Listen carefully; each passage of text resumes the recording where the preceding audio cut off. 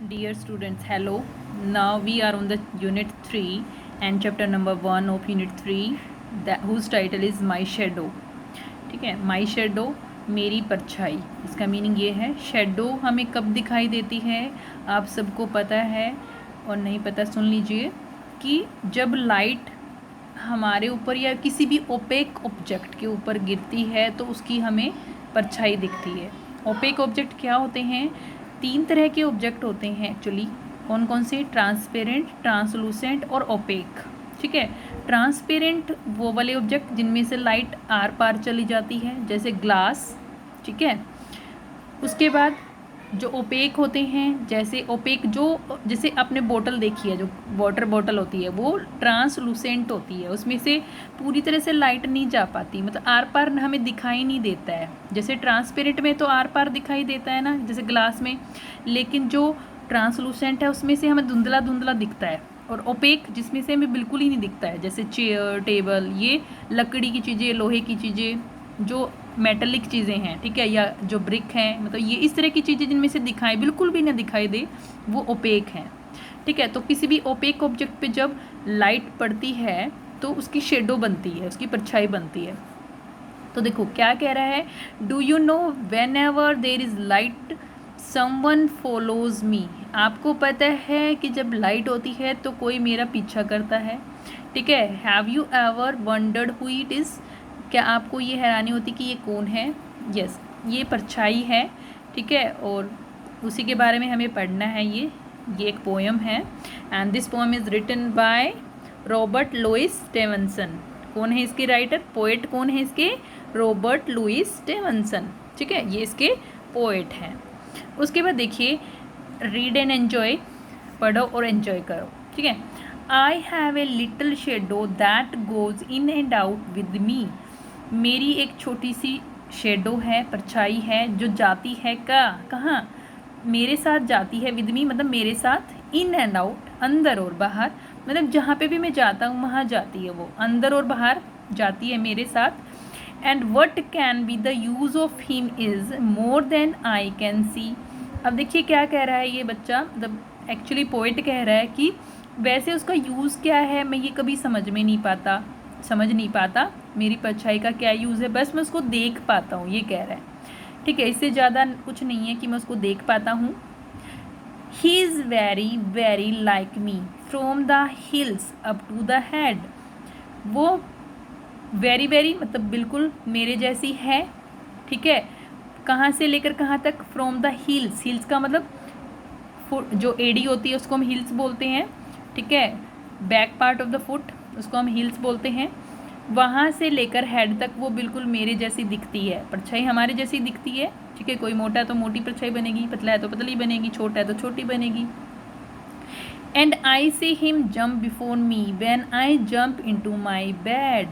और मैं उसको देख सकता हूँ जंप करते हुए मुझसे पहले, जब मैं बेड में जंप करता हूँ, मतलब बेड में बिस्तर में जाता हूँ, मतलब अपनी बिस्तर पे चढ़ता हूँ तो वो मुझसे पहले चढ़ जाती है। एक्चुअली ये कह रहा है, मतलब मुझसे पहले ही दिखती है चढ़ते हुए। ठीक है, तो ये कह रहा है poet, the funniest thing about him is the way he likes to grow. जो सबसे मज़ेदार चीज़ है ना उसके बारे में, वो मुझे क्या लगती है? उसका तरीका। इज़ द वे, उसका तरीका, ही लाइक्स टू ग्रो, कि कैसे वो बढ़ना पसंद करती है। Note at all like proper children which is always very slow.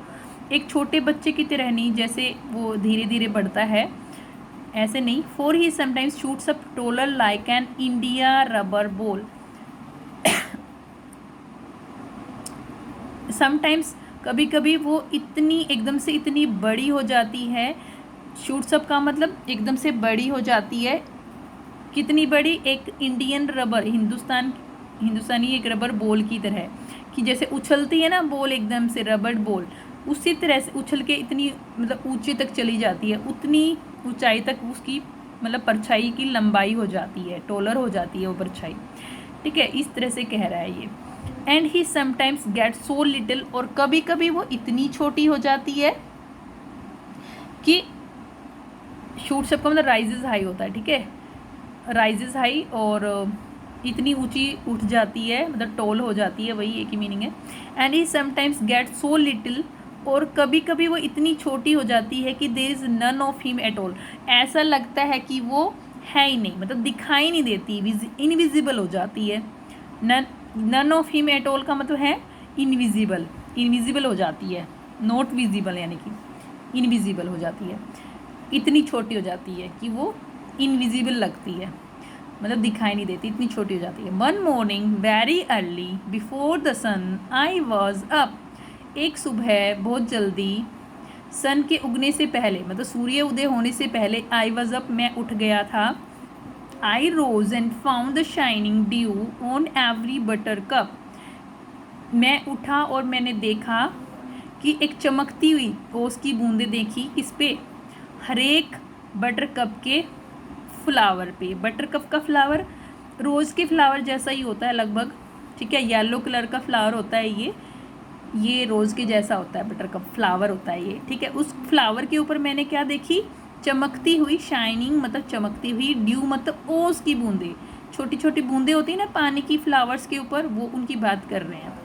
But my lazy little shadow like an arrant sleepy head, लेकिन मेरी जो सुस्त, अब लेजी का मतलब जो आलसी, आलसी, ठीक है, सुस्त भी कह सकते हैं, आलसी हो वैसे ज़्यादा एक्यूरेट वर्ड है, आलसी छोटी परछाई, लाइक एन एरेंट, एक एरेंट का मतलब एक जो बुरी तरह से, स्लीपी हेड का मतलब सोने वाला, मतलब जो बुरी तरह से सोने वाला व्यक्ति हो, मतलब सोने में ही, मतलब सोता ही रहता हो, इस तरह का, ठीक है, उसकी तरह हो जाती है सुबह के टाइम। वो हैड स्टेड एट होम, वो घर पर ही थी, स्टे किया उसने मतलब रुकी, बिहाइंड मी, मेरे पीछे, and was fast asleep in bed, और वो मतलब फास्ट अस्लीप मतलब बुरी तरह से सो रही थी, मतलब गहरी नींद में थी, फास्ट अस्लीप मतलब गहरी नींद में थी, बेड में, बिस्तर में।